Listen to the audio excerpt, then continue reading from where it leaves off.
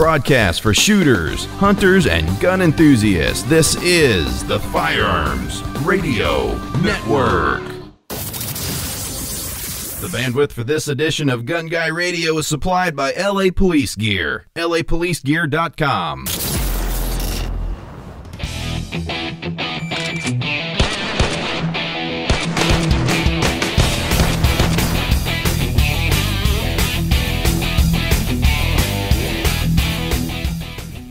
Welcome to episode 106 of Gun Guy Radio. This is a podcast that shines a positive light on the firearms lifestyle. I'm your host, Jake Challen, and this is your weekly dose of positive firearms talk without the politics. Well, just a few announcements before we get going here. So, I think I may have mentioned this before, but my wife is extremely pregnant, like ready to pop. That kind of pregnant. So we're trying to make some plans. I'm trying to make some plans here with the crew at the Firearms Radio Network to maybe fill in for me for a few weeks after the baby comes. It's our fourth, and it's also my wife's fourth C-section. So she, it's major surgery pretty much for her, so she won't be able to really do much with the other three kids. So I'll be Mr. Mom for at least a couple weeks. So we may or may not have a Gun Guy Radio go out during those 2 weeks. And 106 episodes have not missed a week. So, but I have realized that, family comes first, and if it doesn't go out, it doesn't go out. So I'm going to do my best, though. Some of the other guys might be able to get an interview nailed down or get maybe a roundtable show put together for Gun Guy Radio. But just wanted to give everyone a heads up that I might disappear and we're scheduled for a delivery date, but you know how that goes. It could she could go into natural delivery sooner, and then that would shift my schedule all around. So just wanted to give everyone a heads up on that. And we're giving away a new Bond Arms backup in 45 ACP, and the backup is the newest member of the Bond Arms family. And we're giving this away on May the 4th, but we need all entries by April 30th. So we'll be drawing from whoever has submitted a review on the Firearms Insider Gun and Gear Review website. So firearmsinsider.tv/submit. is how you submit a review. Firearmsinsider.tv/submit. There's a link in the show notes, and it'll take you to a form page that you fill out all the review aspects, and then we'll put that up on the site. Now, it might be a little overwhelming if you look at it, so there is an outline at the very top of this page where you can look at the outline. You can kind of fill it out on your own, and then when you go to fill out the online form, it will go a lot easier, I think, if you look at the outline first and fill out all the required fields and everything ahead of time.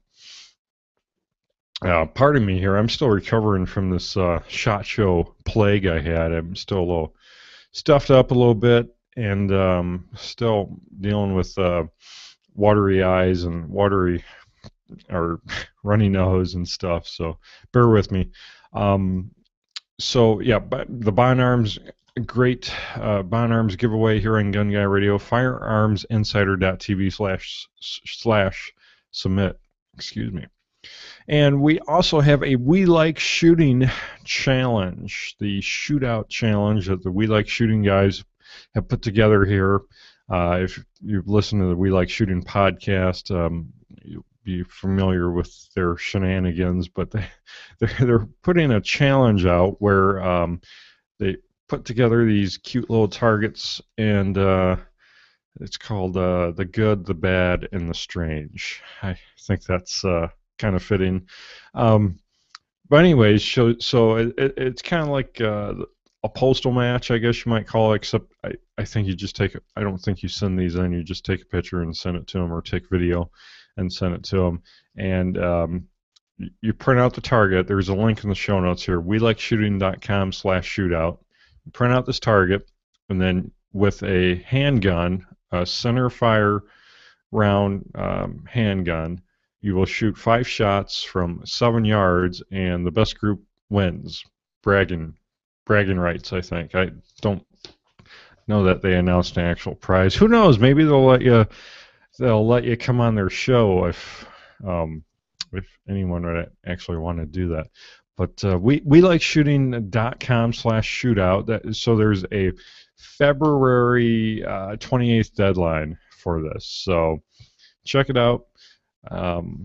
Brownells helps make this episode of Gun Guy Radio possible. Selection, service, and satisfaction. Find it all at Brownells. Go to gunguyradio.com/satisfaction. And anytime you do click on any of the sites on the Firearms Radio Network where you see the Brownells or the police store banners, anytime you see that and you click that's an affiliate link, and that will give a small percentage back to the Firearms Radio Network. So if you're going to buy something anyways at Brownells, it really helps us out. Or you can just type in gunguyradio.com/satisfaction. Most of our YouTube videos also have affiliate links there for Brownells. So just if you want to help out the Firearms Radio Network a little bit, if you like what we're doing, if you feel we provide value, please feel free to click through on those affiliate links.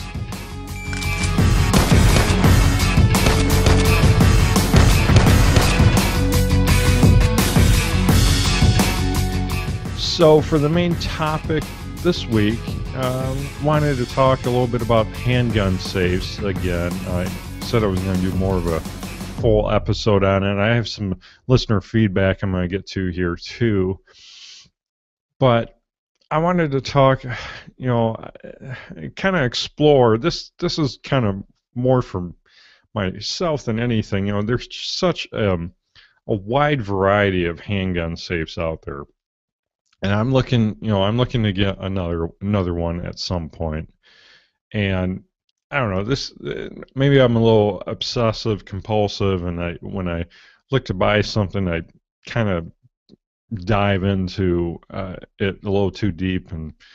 But anyhow, so I've come across a few different options here, and feel free to send me feedback. Some of you guys have already sent me feedback, but Jake at gunguyradio.com on maybe if you've bought one of these following safes and you've had experience with them, what you think about it.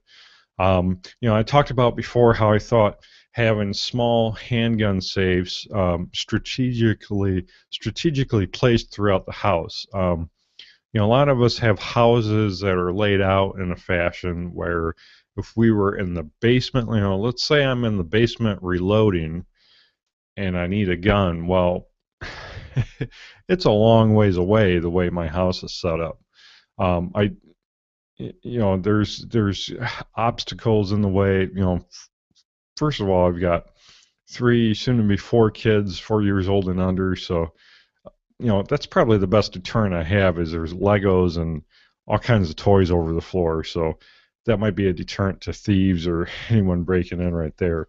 But it's also a deterrent to me to get into possibly get into the kids or get into the handgun safes. They can be a little messy. Maybe your house is immaculate when you have little kids, but mine sure isn't. So that's just there's just all these things to take into consideration. There's no easy answer on any of this, I don't think. I think long term, I think I like the idea of having handgun safes or some kind of safes, throughout the house, because over the next 5-10 years, I'm probably going to buy a handgun, maybe once every couple years, something like that. I think a lot of you guys are about the same. Maybe every 2 to 5 years you buy a handgun. So as I get older, I'm going to have a bigger gun collection. And so a lot of you may already have, maybe 3, 4, 5 handguns in the safe. So, why not strategically place them throughout the house in smaller handgun safes or in hidden wall safes? Just to give you options. I don't know. There's no right answers here. This kind of just me spitballing, but I kind of like the idea of having options. Having multiple places where myself or the wife can access these tools. So so I'm looking through different websites and stuff. First of all, Mark he sent in. He says, here's what I use and recommend for a handgun safe, and it's one by Fort Knox, the Fort Knox safe company. I believe these guys are out of Utah, and it's the original pistol box, and it's a big heavy duty. It says it's 3/16" wrapped steel door, just rugged 10 gauge body, really heavy duty safe, lifetime warranty, and it has a push button mechanical lock, which I like. I like the idea of that because it's not gonna have a battery that runs down. It's not probably not gonna fail because all things that are mechanical can fail, but it's probably more reliable than some of these electronic safes. $249 from Fort Knox or ftnox.com. I like the idea of this safe. It's really heavy duty. Here's the other thing. So this would be a good safe to bolt to my nightstand, and it would be locked, and I would be comfortable with it. With the kids and everything, because it's a big heavy-duty safe and it's got a good lock on it. But here's the thing, my nightstand is probably, I doubt it's solid wood. Most any furniture we buy nowadays, even higher-end furniture, a lot of it is press board, and it might be nicer looking press board, but a lot of it isn't solid wood. And let's see here. I think we have a nightstand that is all solid wood, but it's soft pine or something. So bolting anything to a nightstand, it would probably keep your kids from running off with your safe, but it's not going to keep your safe in the house. Now maybe you could bolt it to the nightstand and to the wall if you butted it against the wall, so that'd be something to take into consideration. But I think a lot of our furniture nowadays is just not strong enough to, like, even a big dresser or wardrobe and stuff like that. I mean, it's particle board stuff that you could just kick apart and take the safe with a little piece of wood still attached to it. So I think a lot of these handgun safes, except for the in-wall safes, which I have a section here I'll get into about in-wall safes, but I think a lot of these handgun safes, smaller safes, you got to just figure that if someone breaks in and they have enough time, it's gonna walk out of the house. It's not gonna stay there, even if you have it bolted to the wall. I mean, enough leverage, and you can rip that out of the studs. I think the only time you're not going to see a safe walk out is when you have a big, massive, heavy-duty, fireproof, 20, 40 gun safe that's bolted to concrete or bolted to multiple studs. That's probably not going to walk out. But a lot of these smaller safes, I think it's probably a lost cause. I think it's a good idea to bolt it down as securely as humanly possible, because it will prevent a smash and grab or whatever. I imagine most robberies, they're in and out as quick as possible. But then again, if you're in a rural area and you don't really have neighbors around, they can probably be in there as long as they want. So I think the main purpose, though, of these pistol boxes, smaller safes, is to keep kids out, keep kids out, keep kids safe. So anyways, thanks for mailing that in, Mark. The Fort Knox pistol box, that looks like a pretty cool safe.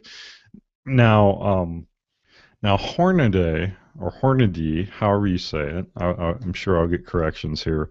They have come out with the Rapid Safe. And the Rapid Safe is pretty unique. It's a safe that looks it's a rectangle, and so it has push buttons on it. It looks like a 1, 2, 3, 4, 5 button combination, or maybe it's 4 buttons and an open button. That might be it. But it also has RFID technology where you can wear a bracelet, or you can, I think there's like a credit card looking card that you could have in your wallet, and you could, just wave your wallet over this safe and it pops open. So it's pretty interesting. A safe where you can wave a credit card over, or you have a bracelet on and you wave that over it and it pops open because of this RFID technology in it. It kind of makes me think of those handguns that are, that acceptable to anti-gunners because they're RFID activated and stuff. So now there's safes that are RFID activated. So, but then again, it gives you options. So it has a backup key as well if the electronics on it fail. And this is the only safe that I've seen that you've plugged actually into the wall. It also has battery backup, but you actually plug this into the wall. I found that interesting.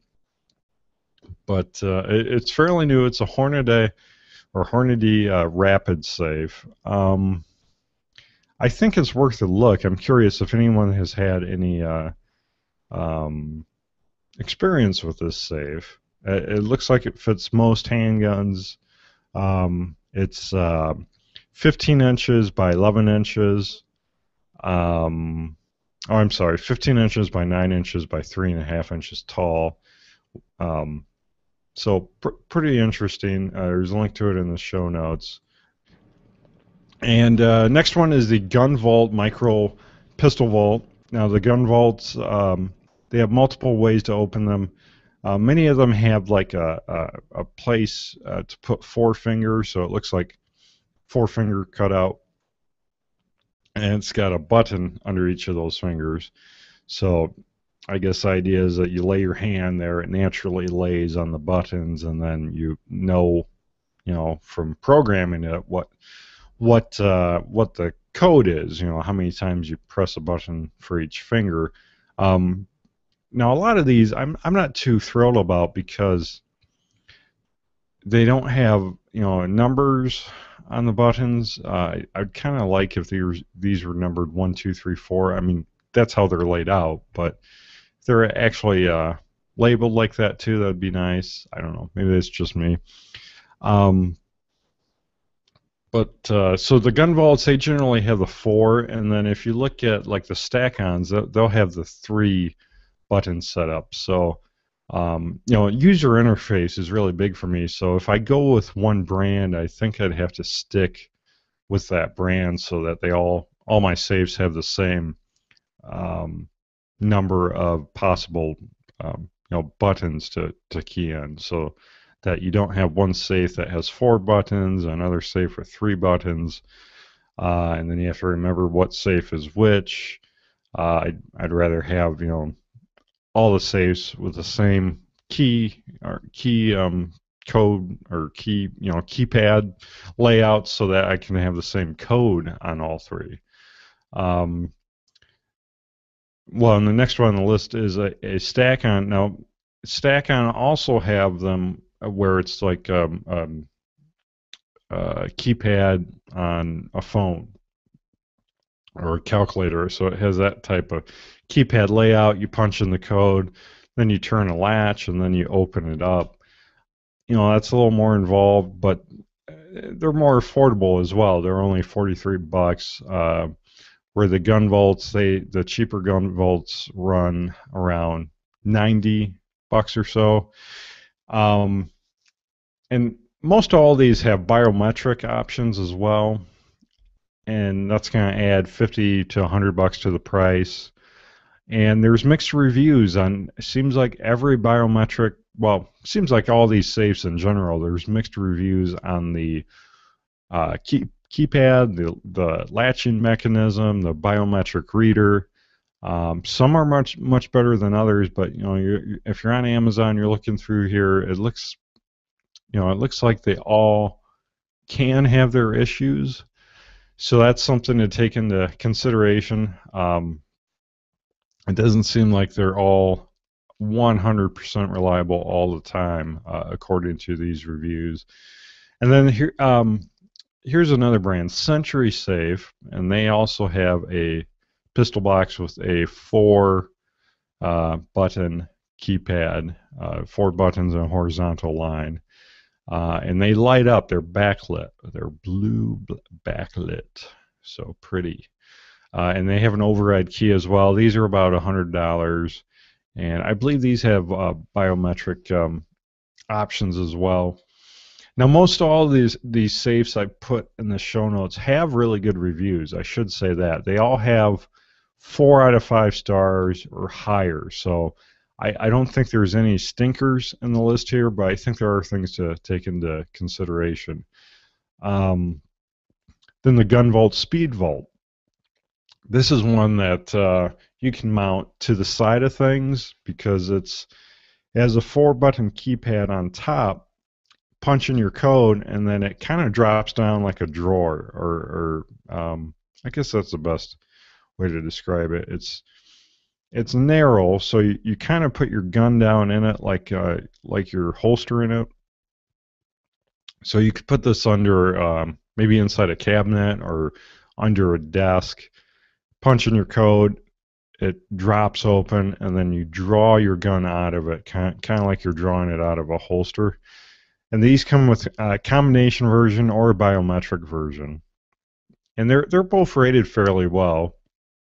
Both rated about 4.3 out of 5 stars on Amazon. The combination version's 135, the biometrics 205.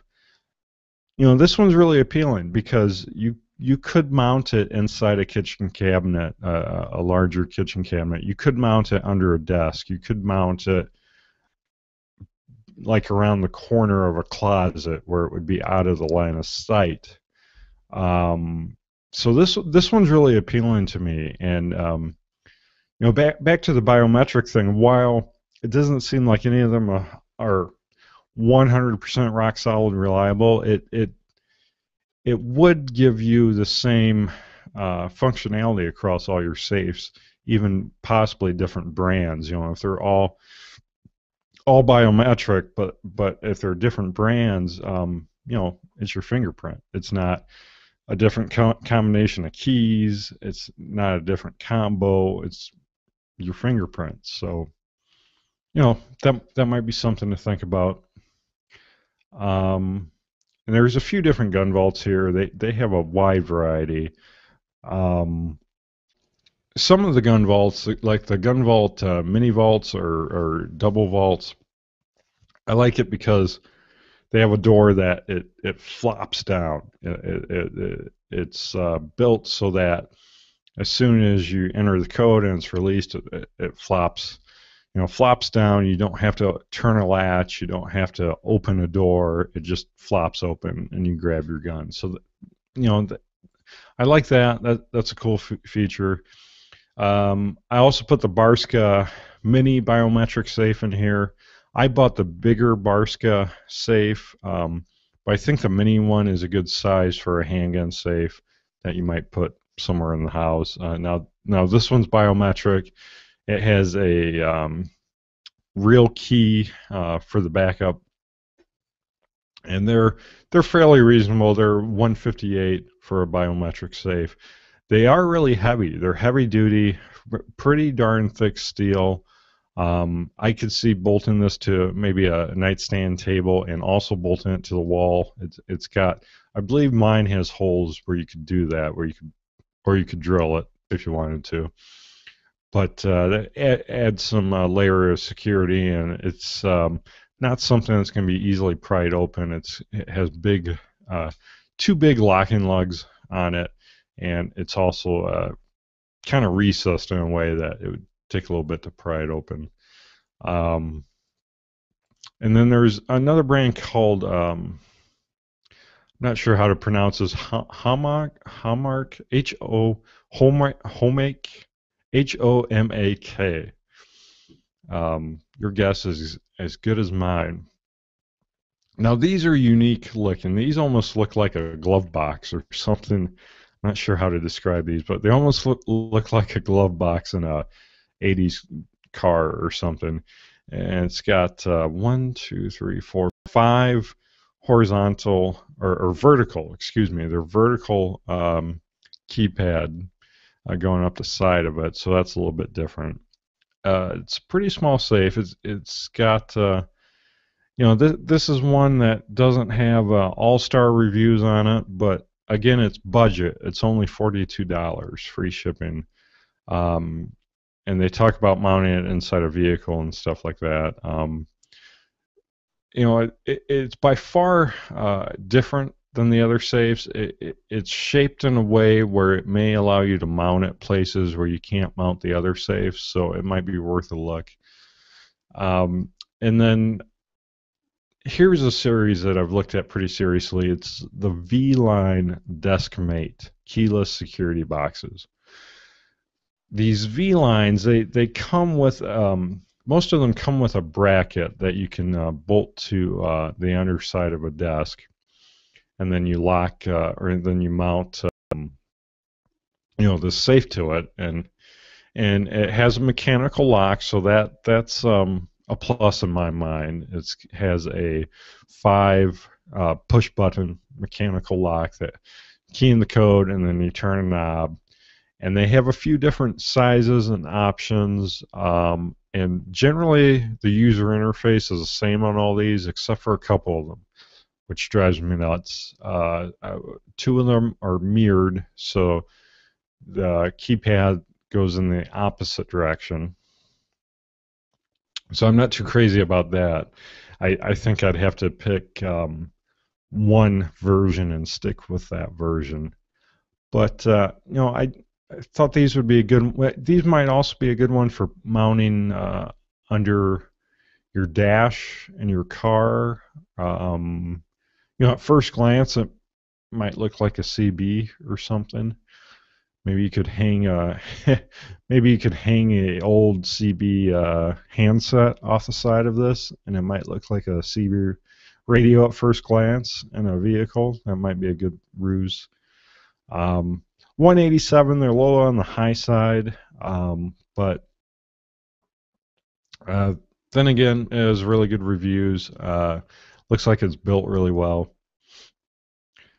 The Stack-On has what they call a quick access safe. Now, this is kind of the competitor to the Gunvaults, but the Stack-Ons all have 3 horizontal buttons rather than the 4 like the Gunvaults. So a little bit different user interface there, but then again, that might not make a difference to you, or you can just stick with the same line.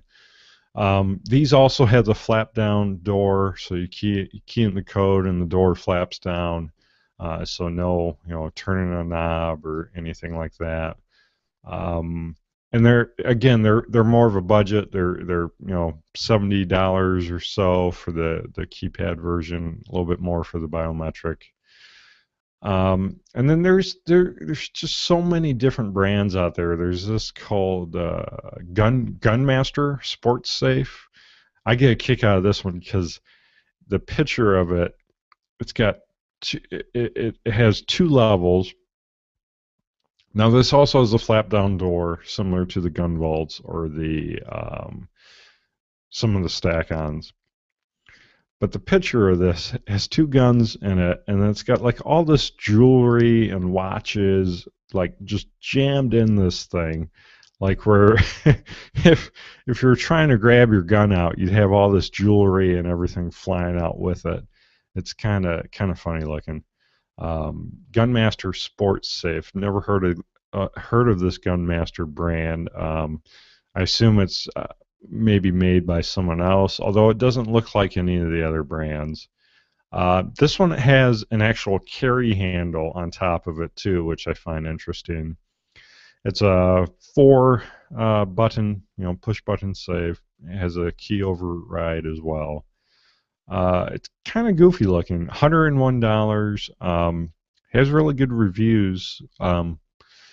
It's frequently bought with a security cable, so I don't know, maybe because of the carry handle, this is if you travel a lot, you could carry this into your hotel room or something. I don't understand why really why it has a carry handle.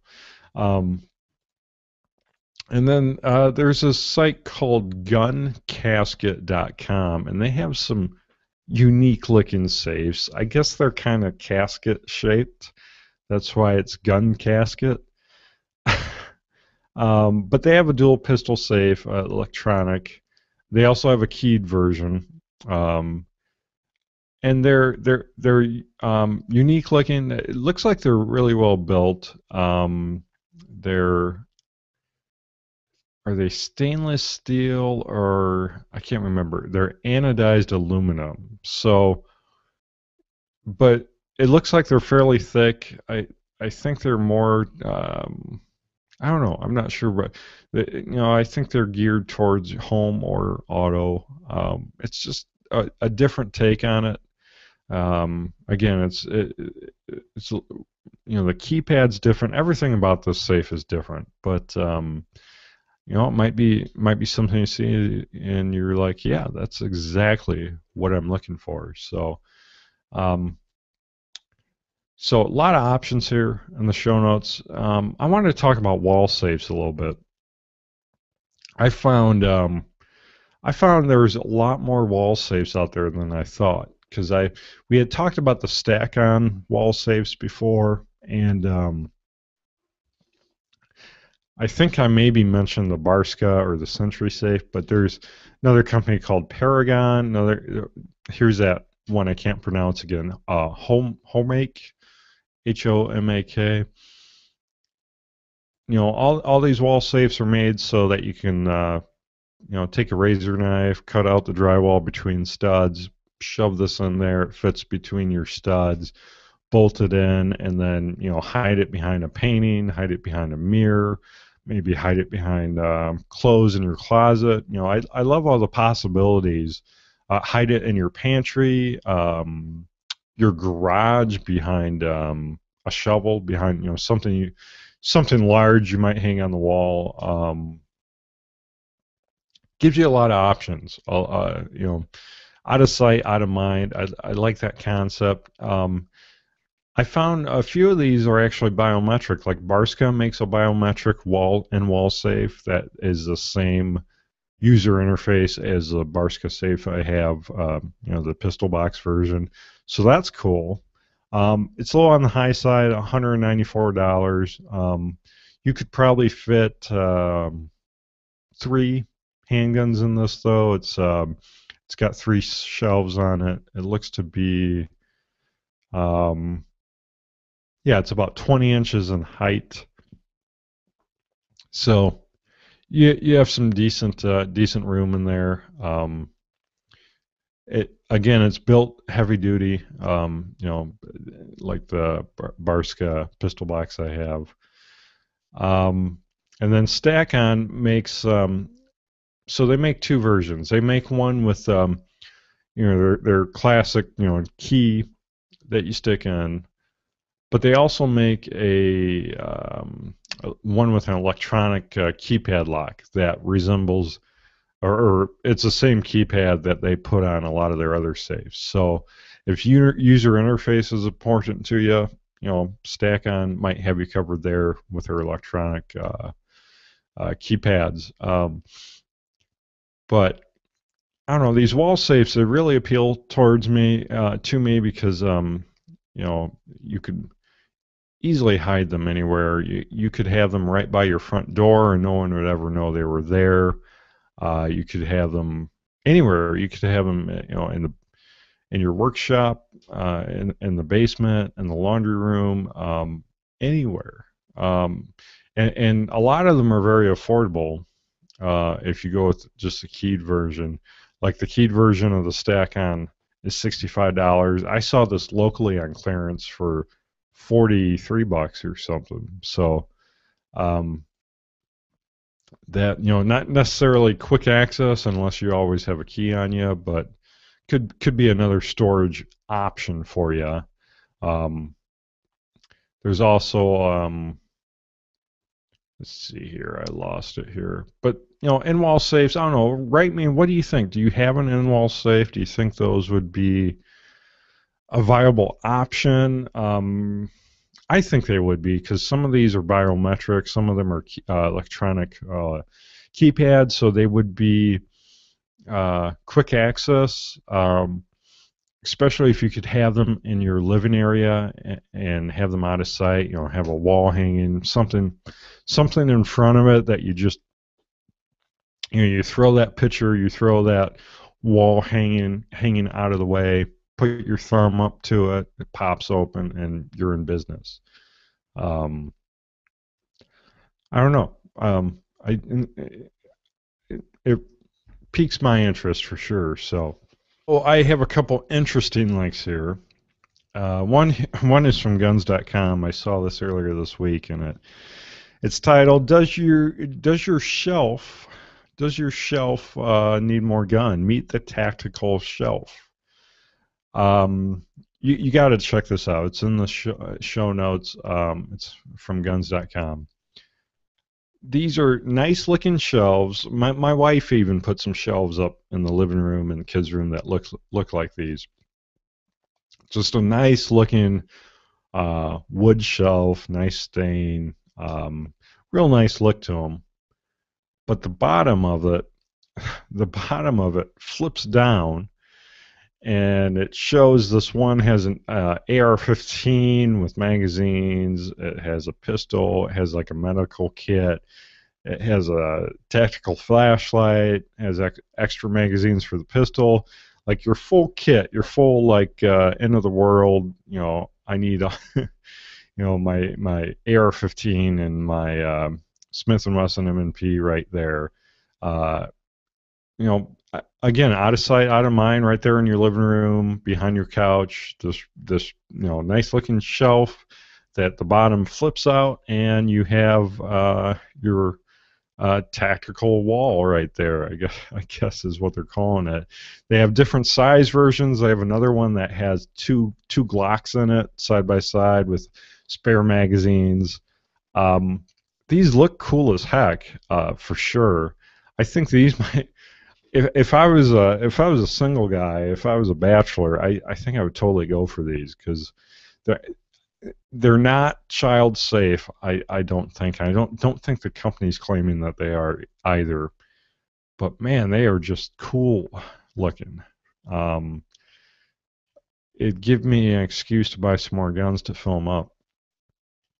But apparently, this company, tacticalwalls.com, they're taking pre-orders. If you're watching live, you can go to tacticalwalls.com.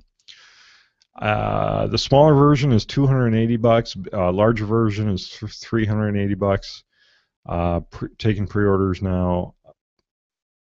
Now, the only thing I'm unsure about on these is it says they take two magnetic keys, and if you look at the pictures when they're flipped down, you can see a little white latch or clasp on either side. That must be where it locks in when you push the bottom of this shelf up, and it clicks. That must be the little latch that clicks. So it concerns me that it says it's magnetic locks, because I'm thinking of the child-proof.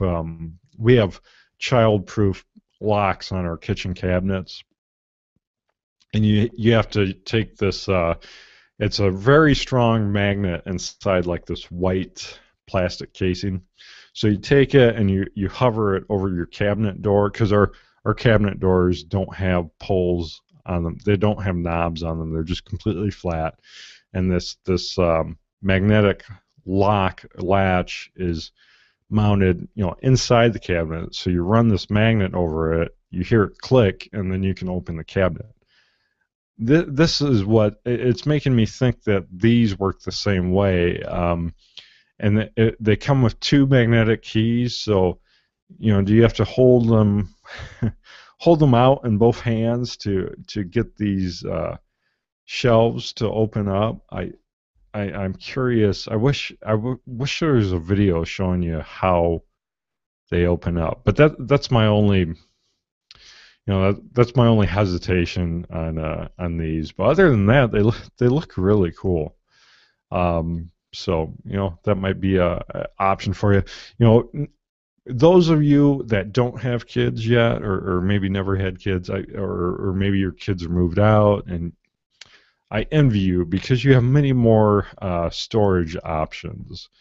Because definitely having kids makes you think twice. You really want to make sure that safe is gonna keep them out.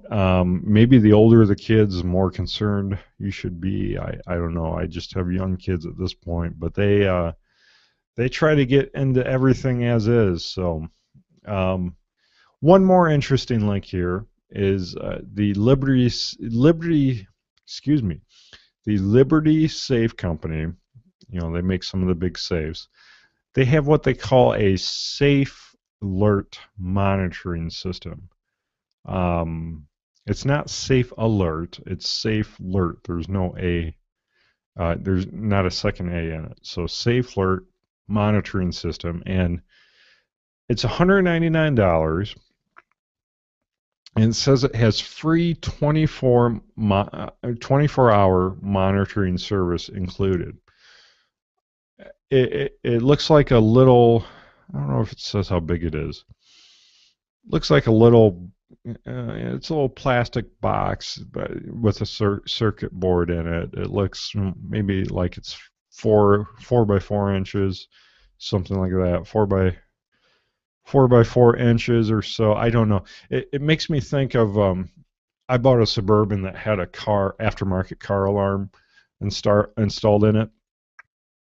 And I put a snow plow in the Suburban, and the car alarm just went nuts. I couldn't figure out how to get it to go off, so I just ripped the brain of this car alarm out, and luckily the Suburban worked fine after that, but not a very good car alarm. I ripped the brain out, and that's what this box looks like. It reminds me of a car alarm, and it apparently works a lot like a car alarm because it senses when your safe is opened and closed, if someone's like messing with your safe, moving your safe. So it obviously has some kind of sensor in it for movement. But get this, it'll send you text messages when your safe is being tampered with or is opened and closed. So it is pretty interesting. $199, and it will alert you when someone's messing with your safe. Now, it looks like it previously had fees for every year for the monitoring service, but it looks like they're free now. Looks like you just have to buy this box, and the monitoring service is free. But on the website, it's crossed out. It says it used to be $60 a year, or if you bought 3 years, it would be $40 each year. But now that's all crossed out, and it says free service. So I think moving forward, it's a free service as long as you buy this device. Now, I'm a little concerned because it works off your home Wi-Fi, so you have to have Wi-Fi internet. And if this thing is in your safe, how good is your Wi-Fi connection to something that's inside your safe? I know in my house where I have the router or the wireless router for the internet, it's in the living room, and you get to the far edge of our bedroom, which we live in a fairly small ranch style house. It's really not that far away at all. It's only a room away. It's like a kitty corner room away. And you get over there, and like my iPhone will lose the Wi-Fi signal. It will go, kick out to LTE. So and actually that's about where one of my safes is. So if I had this in my safe, I know it's not going to get the Wi-Fi. So they thought of something. They have this goofy looking like rectangular antenna that apparently you run a cord into your safe, plug into this box, and then you put an antenna, a Wi-Fi antenna on top of your safe. So I don't know. Is this goofy? Is this? I don't know. I guess having your safe send you a text message when it's being tampered with or open, that might be helpful. Then again, if well, I guess it sends you a message if it's ever disconnected as well. So I was going to say a crick could just pull this antenna off of your safe, but I guess it'll send you a message if it loses wireless connection. So there you go. Now, if you go to libertysafe.com, they have a Safe Alert demo where you can type in your cell phone number and see what the text alerts look like, I guess. And it'll send you an email as well. And it also sends you alerts for temperature. If the temperature gets too hot, if it gets too cold, if the humidity gets too high. So it's I don't know, kind of interesting. Kind of reminds me of the Nest that I think Google owns them now, but the Nest thermostats, you can get a thermostat that you can control from an app on your phone or from a browser, so you can control your temperature in your house when you're not there. And it will, I think the Nest will actually, it will sense when you're in the house and when you're not in the house, and it will automatically learn when to turn down the temperature. So I don't know. It's almost like taking Skynet to your safe. Do you want that? I don't know. It's definitely interesting. It's also interesting that it has a counter on the website here. It says how many Safe Alert units have been sold, and so far 1,891 have been sold. Pretty interesting. I don't know. Would you buy a Safe Alert? Would you want this device that sends you text messages if your safe is moved a little bit? It reminds me of a car alarm that you bump it and it goes off or something. I'm wondering, like, if your wife is vacuuming and bumps the safe, is it going to send you a text alert? I don't know. If someone slams a door, is your safe going to go to red alert? Can someone hack into the Safe Alert? Is it EMP proof? That's a big thing, right? So, anyways, pretty interesting, whether you think it's a good idea or not.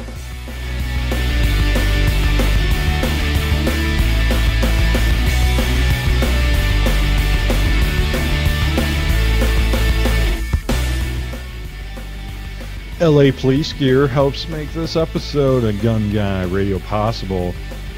So I was looking around on LA Police Gear, and they have a section called New on LA Police Gear, and it's pretty cool. I did not realize all the things that LA Police Gear carries. They carry like everything nowadays.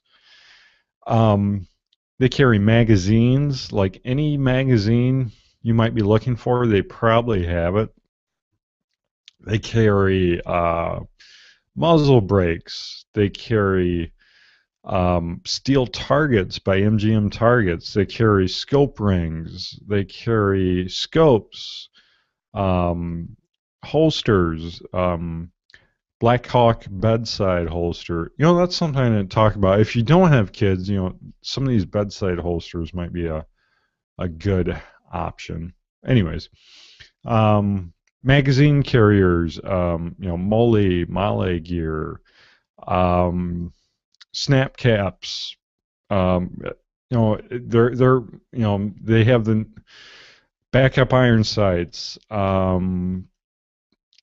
pistol sights. So really, if you're looking to buy anything, I would check out LA Police Gear and see if it's there. Check the price, check there.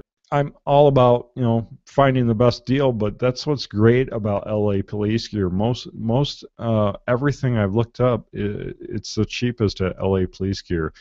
And what else is cool right now? They're running free shipping on all orders over $89, and they also have a 365-day return policy. And they're always running sales. They're always running closeouts. Like right now, they're doing free 511 hats for orders over $60 of 511 tactical gear. They're always giving something away free, or whether it's shipping or this or that, or 20% off. 511 bags right now. Always have great deals. Check out their closeouts. They always have just amazing deals on closeouts, whether it's boots or ammo cans or Black Hawk hoodies or tactical flashlights or pullovers or tactical pants or single point slings or hearing protection, you name it. CR123 batteries. Just awesome deals all the way around. LAPoliceGear.com, and don't forget, for the month of February, it's free shipping on all orders. That's right, all orders over $89. That's why I love LA Police Gear. Meet the lumberjack whose flannel was out of whack. Freedom to move is what he lacked, even when woodland creatures attack. Until they put Duluth free swinging flannel on his back, with armpit gussets to whack and hack. Now he's known as a lumberjack. Duluth Trading free swinging flannel. Swinging made easy. Flannel made burly. Get it only at DuluthTrading.com. So we are to the feedback section of the show. So Tom, he wrote in. This is from the episode I did for home handgun defense. He says used J or K frame Smith & Wesson revolvers are around the $300 to $400 range, and 38 or 357. Reasonable ammo and easy to reload if you wish. He also says Cal-Tec 9 M, but figure in extra mags and enough ammo to prove reliability.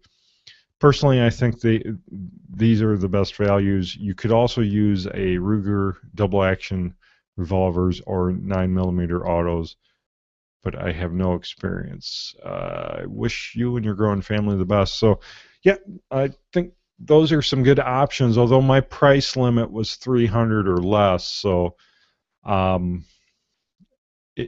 but I've been thinking more and more lately about revolvers being a really good option, actually. You don't have the capacity, but there's potentially could be less things to go wrong with them. A revolver, a lot of handguns. Well, auto-loading handguns, you have two springs. I think two springs is what causes you the most problem. The magazine spring or something around that spring, the follower or the magazine itself, and then the recoil spring, the guide rod spring. Those cause you, usually when you have a problem with an auto-loading pistol, those are one of your two problem points, whether ammunition might not, cycle your slide because that spring only likes certain loads of ammunition. For the most part, it's a non-issue. But when you do have an issue with an autoloader, it's usually surrounded, I think those two areas. Now, with a revolver, it's all, it seems much more reliable as far as ammunition goes. Like whatever 38 Special or 357 Magnum you drop into those cylinders, it's gonna go bang. It's not gonna not cycle, obviously, because it's a revolver. But it maybe won't have the same issues as, especially when we're talking the budget range. When you get down into this budget, 300 or less, you may be looking at lower quality spring steel being used in the autoloaders, but the revolver's been around for 150 years plus. So it's pretty proven technology. It's pretty mechanical. It's not, I don't know. When I think budget, I'm thinking a revolver would be easier to make reliable than a budget autoloader, because a revolver is just more, just more solid parts. You're not dealing with, these coiled springs. I don't know. Just something I've been thinking about lately. So Larry writes in, he says, I just wanted to say thank you for your recent show on budget handguns and safes. I wrote you about the SSY, or Sky, however you say it, a couple weeks ago, and I'm finding that I actually missed mine. Mine got sold to fund the purchase of a Taurus 380 TCP for my wife to carry, but I may have to fund another one in the near future. I wanted to thank you for your perspective of not being a gun snob, which some people surely are. I look forward to an update on which quick access safe you choose, because I am in a similar situation. I'm leaning towards a couple of in-wall safes to put in the downstairs closet and possibly another location. I'm leaning that direction because they would be harder to steal in the event of me not being at home at the time of a break-in. Well, and that's true. An in-wall safe would be harder to steal quickly. I think with a crowbar and a couple guys, most anything is possible. But if you don't know they're there, I think that's your biggest advantage with an in-wall safe, is not knowing it's there. So hopefully I gave you some good options here in the show notes of this episode. Larry, it's gunguyradio.com/106. I have 1, 2, 3, 4, 5, 6 different in-wall safes, and there's 1, 2, 3, 4, 5 different brands. So hopefully that gives you some good options. I don't think there was any right answer, but I think I'm leaning towards maybe the Barska biometric wall safe, since I already have a Barska pistol box. Same, back to that same user interface. That's a big selling point for me. Sam writes in, he says, hi, I love the network. I listen on Stitcher. Haven't had a Caltech PF9 and a EAA 357 revolver, which I talked about both those in the handgun episode. I would and have relied on these for personal car and home defense. With better quality ammo, the PF9 never gave me trouble at the range, or with the defensive ammo, I fed it. As for the EAA, now this is the EAA 357 budget revolver. I think it's $250, $275, something like that. Sam says, I gave it the cheapest, dirtiest ammo I could find because it was a wheel gun and I hated it. and I wanted it to break so I could justify buying a better gun. But it never broke. Both of them have thousands of rounds by now and still run true. He says another option I've never owned but would consider is a Maverick Pump 12 gauge $300 shotgun. And so Sam's a funny guy. He says, I thank you for all you've done. It is truly supercalifragilisticexpialidocious. And believe it or not, spell check says that is an actual word, and Sam spelled it right. He says, P.S. and can you say it's conveniently manually ambidextrous-able? I don't think that's a word, Sam. It's not spell ambidextrous-able. Is that what you're...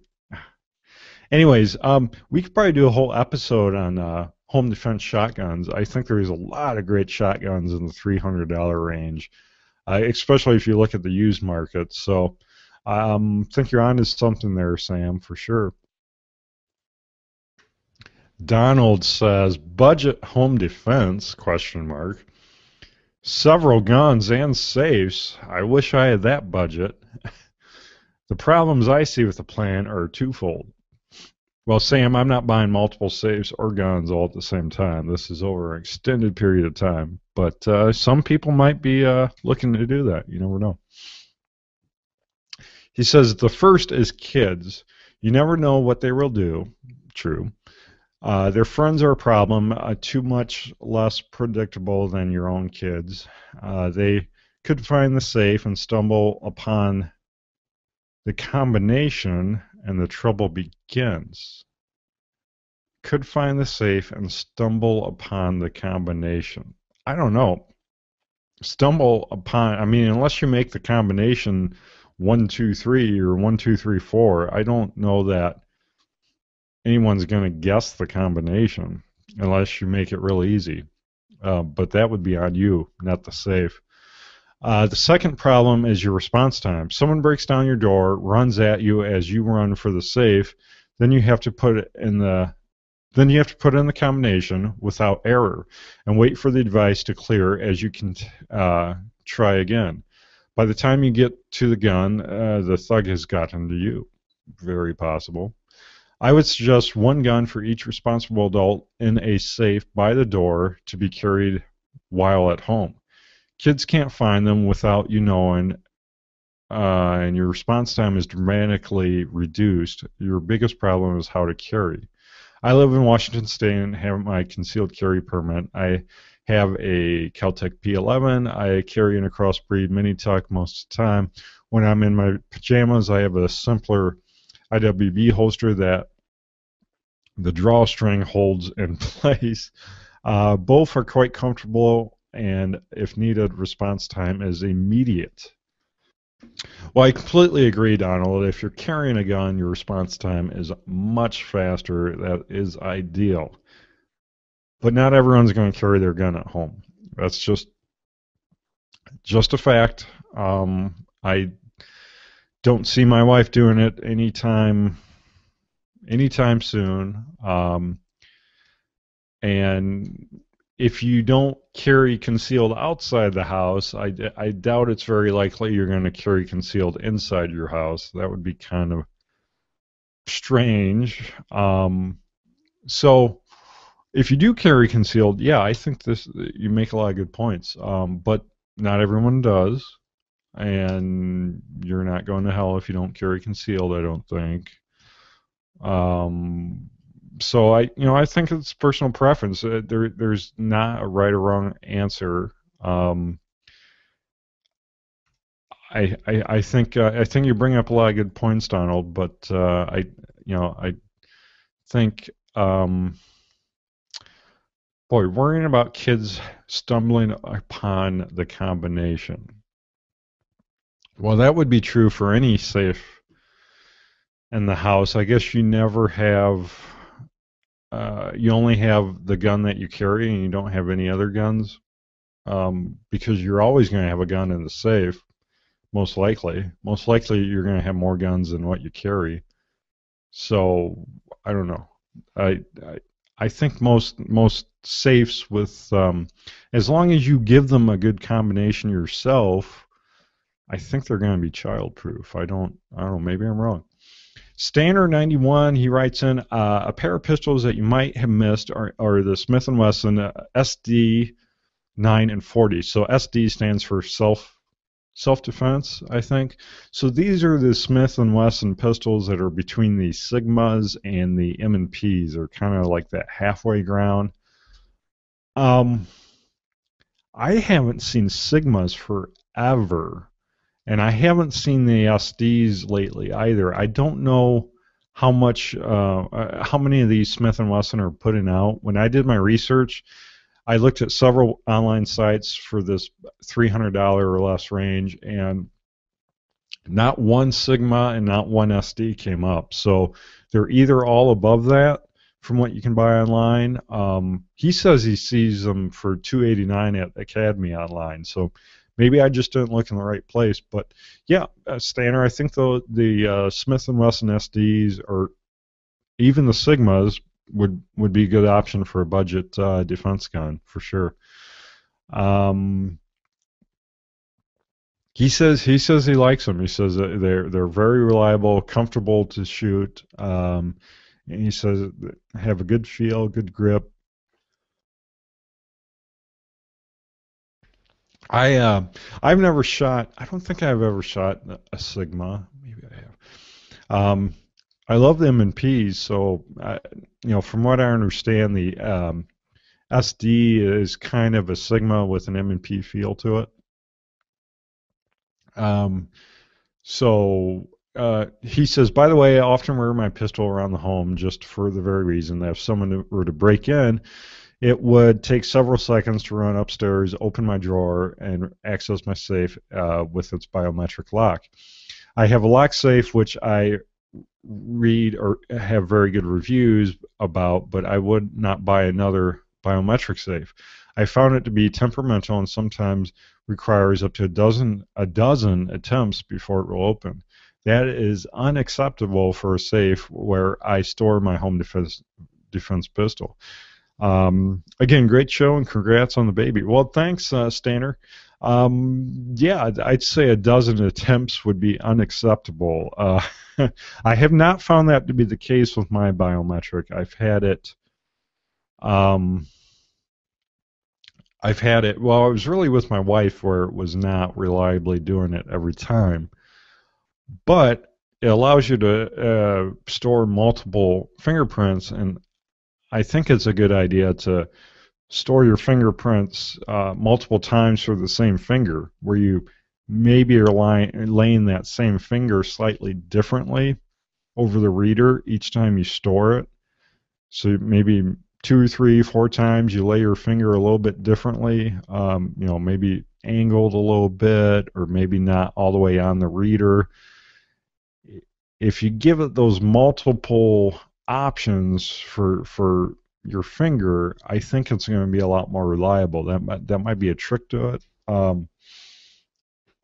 Yeah, a dozen times to get it to open, that's not acceptable at all. So Shelly 4 says, Jake, I just got listening to this week's episode, and you were talking about taking your very pregnant wife out shooting. Bad idea, probably. Not only should you consider that your unborn child is a filter for everything your wife breathes like lead from the primers. Well, she wasn't snorting primers, I promise you. I don't know. I think we go a little crazy about lead in the air, but maybe not. Maybe you have a valid point.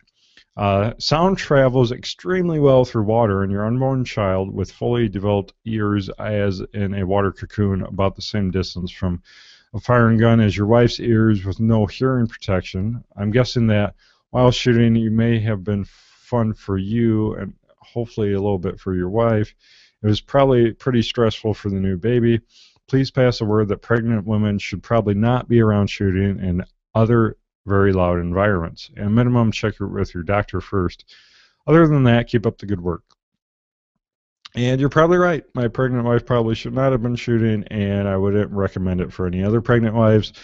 And I believe Julie Golub has a ebook out about shooting while pregnant. And I will put that in the show notes. I probably should have read that first. Sound travels extremely well through water. So I think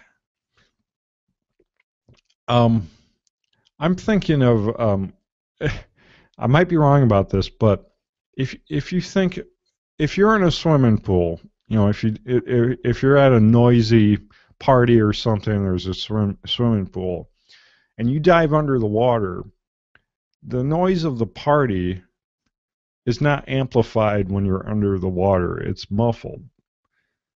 So I kind of think that's probably the same. I agree. If there's a loud noise going off in the water, right by the water, I don't know. It probably bring up some good points, Shelley, and I'm a bad father. JD writes in, he says, good review of the SCCY. I would say you're right on target. I have one and have included as a carry gun since it completed my trust and reliability shakedown. Also, I agree, while this gun may not be for everyone, it is worth checking out. So there's another guy saying to check out the SCCY or the Sky CPX2. Bruce writes in, he's from Racine, Wisconsin. He says, thanks for the reloading episode on the podcast. I would definitely take a listen to a dedicated reloading podcast on the network. Well, I had a gentleman that was working on a reloading podcast, and I guess he just got too busy. But if anyone's interested, let me know. We could definitely send out a pilot episode and see what kind of response we get. I think it would be a pretty big show, reloading podcast, dedicated to reloading. So if you're interested, send me an email, jake@firearmsradio.tv. Anyways, Bruce says, you mentioned that you got into reloading for economy and were using lead bullets, but they were messy. Yes, they are. That's very true, and one solution is to check out S&S Casting, local to you in Illinois. Excuse me. And yes, they are local to me. They are like an hour and 40 minutes away or so. They actually are kind of down by our family in Bloomington, so might have to pick an order up sometime, because they're kind of like the Rainier ballistics. They're a coated bullet, and they have really good prices. They have let's see here, you can get 38 specials, 500 for $30, 1,000 for 9mm. You can 125 grain. You can get 1,000 for $64. So these are kind of on par with what I was paying for just straight up lead. So they carry 30 carbine, which is interesting. 38, 357, 380, 40, 10 mil, 45, and 9. Get a 1,000 115 grain 9 for $66. They have 125 grain versions. They have really heavy 160 grain versions. That also works for 38 Super. But good it looks like a good option. SNScasting.com. So thank you very much, Bruce, for turning me on to them. He says they're still cheap compared to jacketed, no smoky lube burn off during firing. That's a fun part. And I have had no issues with barrels being hard to clean. I have been using the 124 grain 9mm bullets with my SIG P6, and they work fantastic. All right, one last feedback from Podunk, Utah. No username left. He says, I've been thinking about excuse me, pardon me, I'm still fighting this cold. Podunk, Utah says, I've been thinking about getting a few AR lowers online, but I have no idea how the process works for buying guns lowers online. Can you do a show on that? Yeah, maybe at some point we can dedicate a show, but really it's not that complicated. Basically, you want to find a local FFL, a mom and pop gun store, a kitchen table FFL dealer, some smaller gun shop. It might be the way to go, or some of the big box stores do it as well.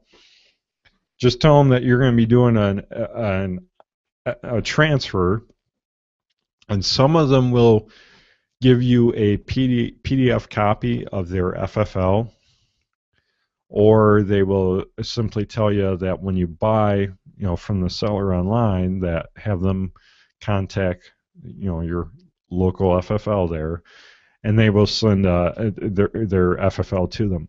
Because basically, you're going to have to transfer this through a local FFL. That local FFL will do a background check on you. If there's a waiting period required, they will make you wait that waiting period before picking up your gun.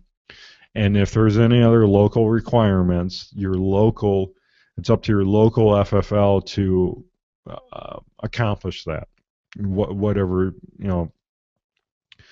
your local laws might be different. If you're in California, you might have some craziness. Here in Illinois, I have a 3-day waiting period for handguns. So my local FFL has to make me wait 3 days before I can pick up my gun. And they have to run the background check as well. So, basically, figure out where you're buying your AR lower. If you're buying it from Brownells, Palmetto State Armory, wherever you're buying it, buy it, and then, or even before you buy it, let that local FFL know that you're doing that. So hypothetically here, I'm on Brownells, I buy it, and then I have my local FFL contact Brownells on your behalf, let them know that it's a legit transfer and everything, so they send it. I guess that's the other thing I should mention. If you're buying an AR lower, handgun, anything like that, it's going to ship directly to your FFL. It's never going to ship to you. It's going to ship directly to your local FFL. So that's why you want to figure out who that local FFL is first. And they can walk you through the process. They've done this 1,000 times. So, go, that's what I would suggest. But it's not a big deal. They do it all the time. I bought guns on Gun Broker from other dealers or whatnot, and it's easy process. Just depends on how your local FFL operates. So get in touch with them, and they'll walk you through it. So this is my new segment for the show where I feature a YouTube channel of the week, and this week we are featuring none other than Hickok 45. Hickok 45, it's HICKOK 45. I love his bio here. He says, welcome to Hickok 45. You're at the drama-free shooting channel. I love it. His videos are great. He's got a great sense of humor. He's got so many videos. He has so many subscribers. I mean, he's almost to 1 million subscribers. He's only a few thousand away from 1 million. And he's had 210 million 210 million views on all of his videos. I was trying to see how many videos he has, but I don't think it tells me. I think he has, gosh, hundreds and hundreds. He shoots a Tavor. He shoots classic guns like the 1860 Henry or the Schofield revolver, but he also shoots, things like an M16 that's suppressed. And he has a blast doing it. It's a lot of fun watching Hickok 45. So check it out if you haven't, or if you have, maybe forgot about. I'm not a guy that watches YouTube all the time, so it's always fun. Just once in a while, checking out Hickok 45 on YouTube. So this month for the Brownells giveaway, we are announcing next week the giveaway item or items. It's going to be cool, so tune in next week. The winners I announced last week, those prizes are either shipped or they will be shortly shipped from Brownells. And to enter the monthly Brownells giveaway, you simply subscribe to our email newsletter by going to gunguyradio.com/winner. That's right, gunguyradio.com/winner, and that's our newsletter. Sign up for a newsletter. You're entered for life. That's right, you're entered for life. We're giving away the next round of giveaways the end of February. Could be delayed because of the baby coming for me, so might be delayed a week or two. We'll have to see how that works out, but that will only give you more time to enter, so it's a win-win for you. Gunguyradio.com/winner. Enter today if you haven't already. Tell your friends. Well, that wraps it up this week. So check out Ryan Cross, Hunter Design. He's designed almost all the awesome artwork on the Firearms Radio Network. hunterofdesign.com. And you can send feedback to jake@gunguyradio.com. Don't forget to leave us an iTunes written review. Helps other people find the show. If you like what we're doing, if you feel I'm providing you value, please leave us an iTunes review. Gunguyradio.com iTunes or /iTunes will take you directly there. Remember to join the NRA and the Second Amendment Foundation. Don't forget to check out the apps. We have Firearms Radio Network apps on Android and Windows phones. So check your store for those two operating systems, I guess is what you call them. Check your store and you can download them today and listen on the go. Don't forget to check out the other shows on the Firearms Radio Network. Subscribe and listen for free. firearmsradio.tv/iTunes. Check out the Fat to Fit HQ podcast. I actually made an appearance back on there that will be airing in a week or two or so. And I'll be on there once in a while throughout the coming months. So, but you really should be tuning in for Carol, because Carol is the heart and soul of the Fat Fit HQ podcast, and she has amazing guests on. There's 2 episodes with listener Andrew from Great Britain, and they're great, really entertaining. Check those out. And she's had on several listeners lately, like Lisa, and I'm forgetting the other ones, but really good episode, life-changing. Carol really is changing people's lives with the Fat to Fit HQ podcast. So check it out, fattofithqpodcast.com. And don't forget to check out, or don't forget to shop Brownells using our affiliate link by going to gunguyradio.com/satisfaction. Well, that's a wrap, and we'll see you next week. This has been a production of the Firearms Radio Network. You can find more information at firearmsradio.tv.